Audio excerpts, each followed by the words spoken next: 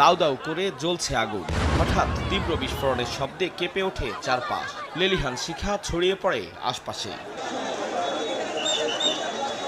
শুক্রবার সন্ধ্যা ৭টার দিকে রাজধানীর খিলগাঁওয়ের তালতলা এলাকায় ভয়াবহ এ আগুন লাগে। এখানে বেশ কিছু গাড়ির ওয়ার্কশপ ও করাতকল রয়েছে। ওয়ার্কশপের কর্মীরা জানান, কিছু গাড়ি সরাতে পারলেও অনেকগুলোই পুড়ে গেছে। আমার বোনের গ্যারেজ ছিল, ওই যে আকিব মোটরস, সব শেষ হয়ে গেছে পুরো।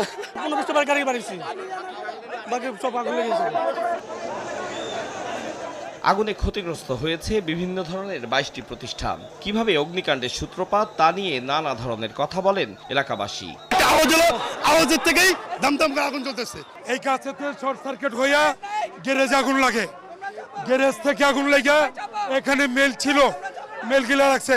আগুন নেভাতে কাজ করে ফায়ার সার্ভিসের 9টি ইউনিট। ফায়ার ফাইটারদের আপ্রাণ চেষ্টায় রাত 9:30টার দিকে আসে নিয়ন্ত্রণে। কর্মকর্তা জানান, তদন্ত ছাড়া আগুন লাগার কারণ এবং উৎপত্তি স্থল বলা সম্ভব নয়। এখানে যে পরিমাণ গাড়ির গ্যারেজ রয়েছে, এই গাড়ির গ্যারেজের একটারও কোনো এই এলাকাটার পুরো আমাদের কোনো কমপ্লায়েন্স ছিল না।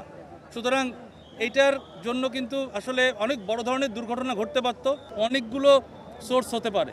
অক্সিজেন শিখা বললাম, তারপরে থিনার পেইন্ট বললাম, তারপর সিলিন্ডারের আর বিদ্যুতের শর্ট সার্কিট থেকে হতে পারে।